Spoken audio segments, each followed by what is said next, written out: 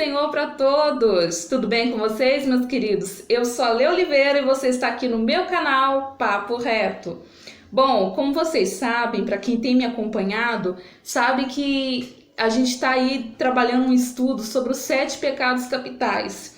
Só que hoje eu quero dar uma pausa para a gente estar falando de um assunto diferente. Por quê? Porque essa semana veio uma amiga minha tirar uma dúvida comigo a respeito de os animais na Bíblia, o seu simbolismo, o que eles significam, e ela teve uma dificuldade muito grande de separar o literal do figurado. E isso acontece muitas vezes dentro das nossas igrejas. Às vezes a Bíblia está dizendo que aquele animal aparece em determinada circunstância, ele está no sentido figurado e você acredita que ele está no sentido real. Ou às vezes ele está no sentido real e você acha que ele está no sentido figurado. E essa é a dúvida de muitas pessoas hoje que estão dentro das igrejas e têm essas dúvidas a respeito desses animais. Elas acreditam de uma forma errônea que aquilo é aquilo mesmo que está sendo dito, quando na verdade quer dizer outra coisa.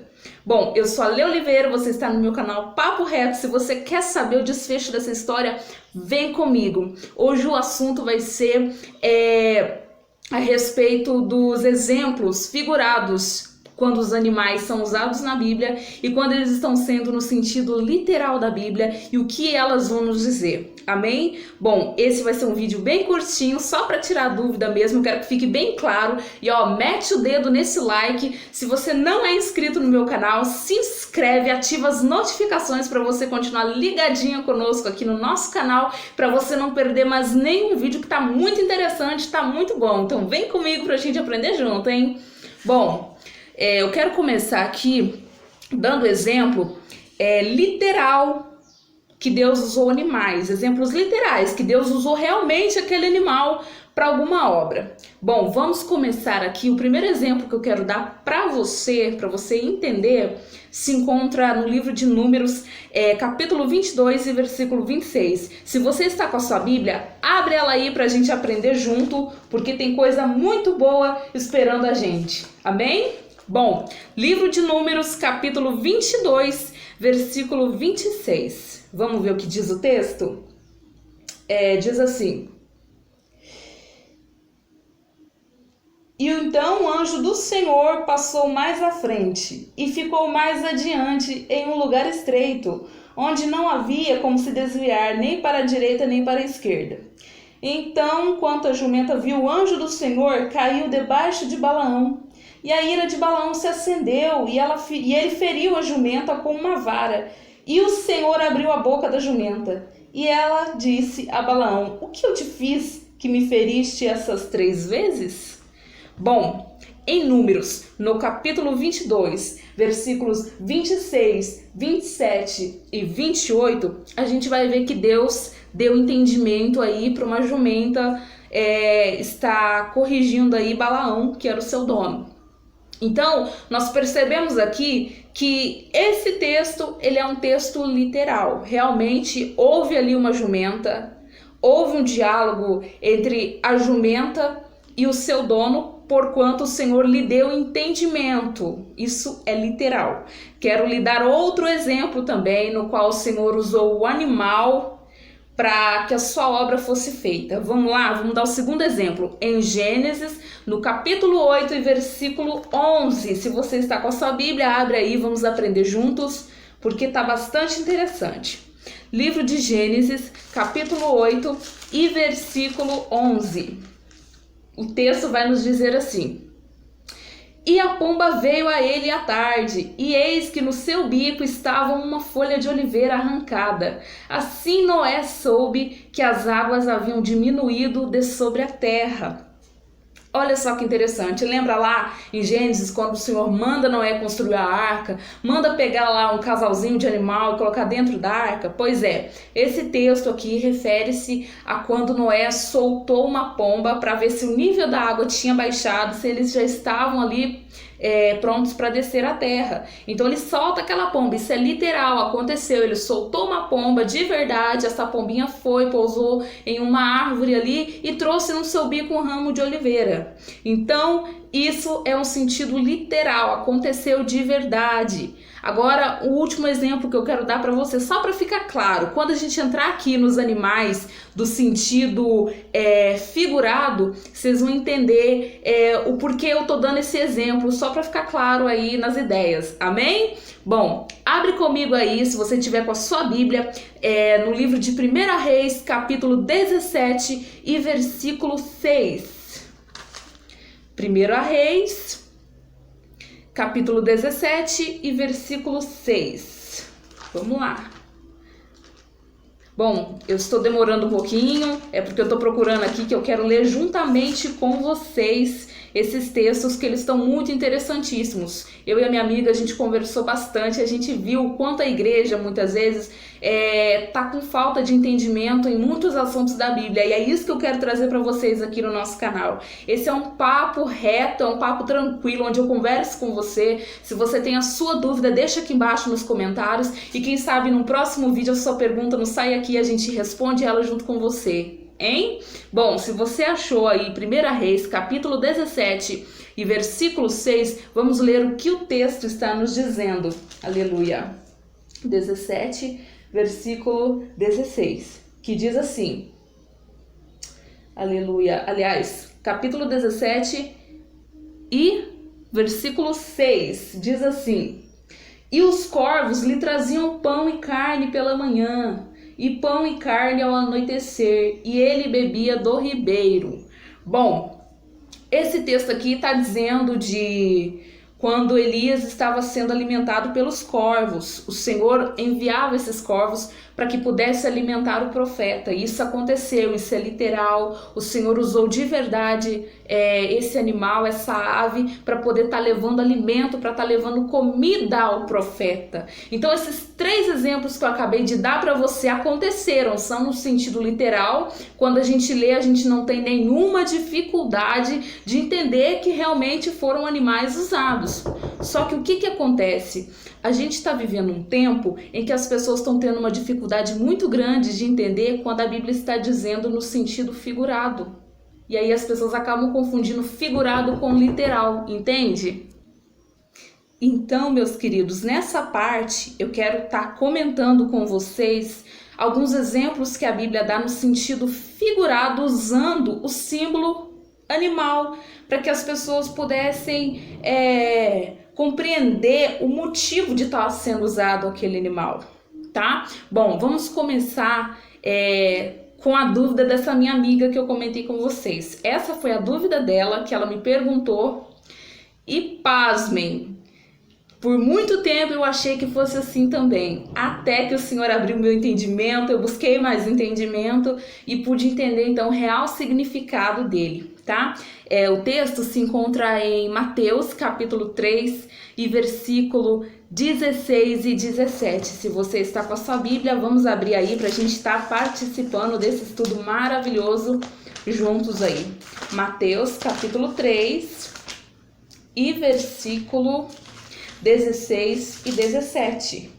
E o texto bíblico vai nos dizer assim: E Jesus, quando foi batizado, saiu logo da água, e eis que se lhe abriram o céu, e viu o Espírito de Deus descendo como pomba e vindo sobre ele. E eis uma voz que dizia: Este é meu filho amado, em quem me comprazo.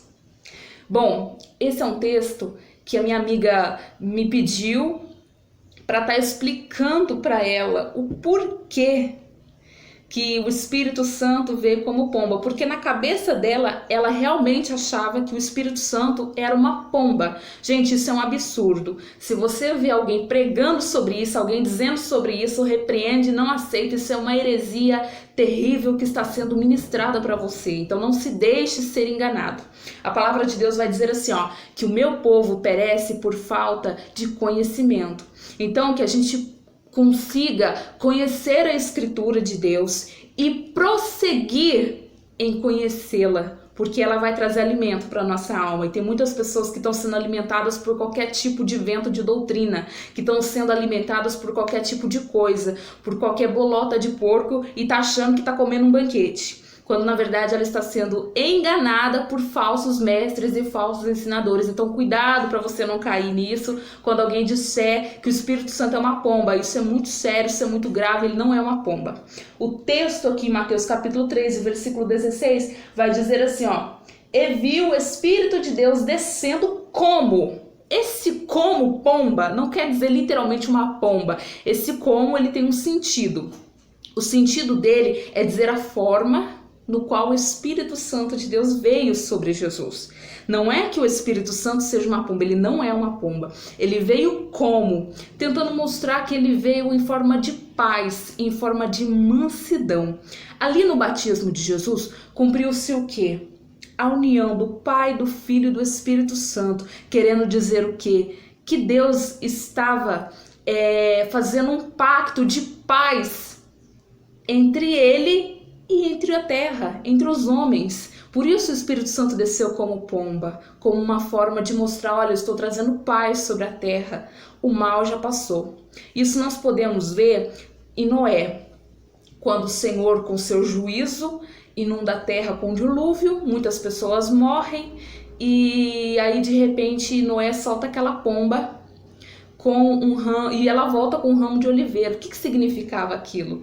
Que Deus era uma representação simbólica de que Deus estava trazendo paz para a humanidade, que estava tudo bem, que o dia mal passou e que acabou. Então é a forma com que o Espírito Santo veio, ele veio em forma de paz.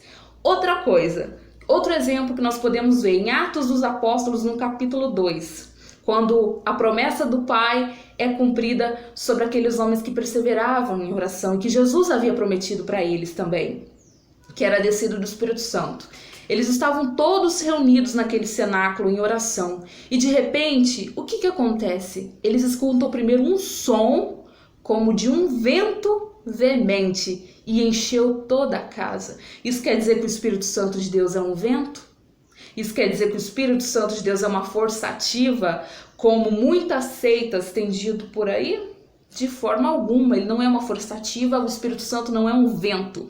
Essa foi a forma no qual ele veio, para mostrar que ele veio com força, para mostrar que ele veio com poder. E esse poder encheu toda a casa, e esse mesmo poder foi dito por Jesus, e ele disse: ficai em Jerusalém, até que do alto sejais revestidos de poder. Quem era esse poder? Era o Espírito Santo, no qual o Senhor fez a promessa para nós. Então aquele povo foi enchido de poder, porque eles permaneceram em oração. Então o Espírito Santo não é uma pomba, o Espírito Santo de Deus, ele não é uma força ativa e nem um vento. Isso é uma forma simbólica de mostrar o jeito que ele veio. Amém? Eu espero que os irmãos tenham entendido. E se você não entendeu e ficou alguma dúvida, por favor, não passe sem deixar a sua perguntinha aqui pra gente estar respondendo, hein? Bom, quero deixar aqui para vocês também outro exemplo que se encontra no Evangelho de João, no capítulo 1, versículo 29. Se você está com a sua Bíblia, abre aí comigo e vamos estar lendo. Bom, Evangelho de João 1, 29. No dia seguinte, João vê Jesus vindo até ele e disse: eis o Cordeiro de Deus que carrega o pecado do mundo. Olha aí, João dizendo: eis aí o Cordeiro de Deus que carrega, que tira o pecado do mundo. A versão que eu estou lendo aqui, meus irmãos, é da Bíblia King James. Se a sua está um pouquinho diferente da minha, não tem problema. O contexto é o mesmo, tá ok?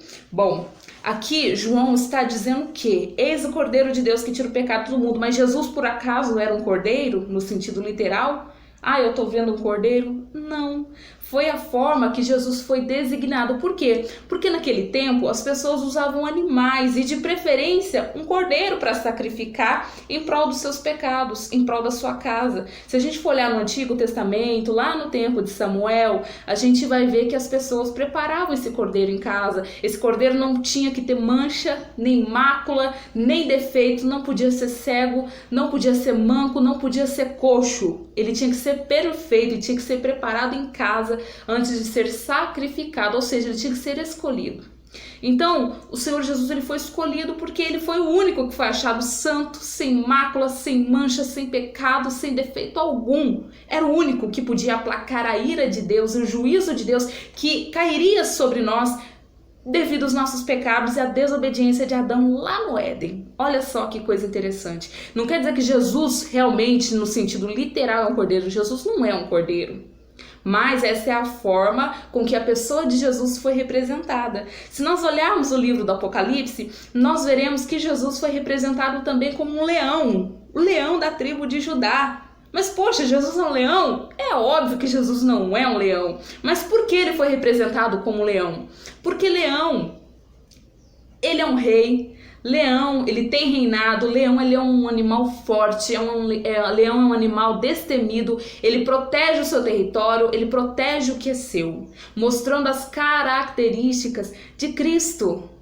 Ele rugiu contra o pecado, ele venceu contra o pecado, ele foi morto como um cordeiro, venceu como um cordeiro, mas hoje ele é o leão da tribo de Judá. Você pode glorificar o nome do Senhor aí, meu querido, por tudo que ele fez e por tudo que ele tem feito a nós. Isso é maravilhoso de ver, isso é maravilhoso de ouvir, o quão o Senhor é bom. Então, meus queridos, tem muita coisa dentro da Bíblia que a gente pode explorar, muito. Se eu pegasse a Bíblia de Gênesis a Apocalipse para a gente trabalhar o sentido literal e o sentido figurado de muitas coisas que estão escritas aqui, a gente tomaria muito do nosso tempo.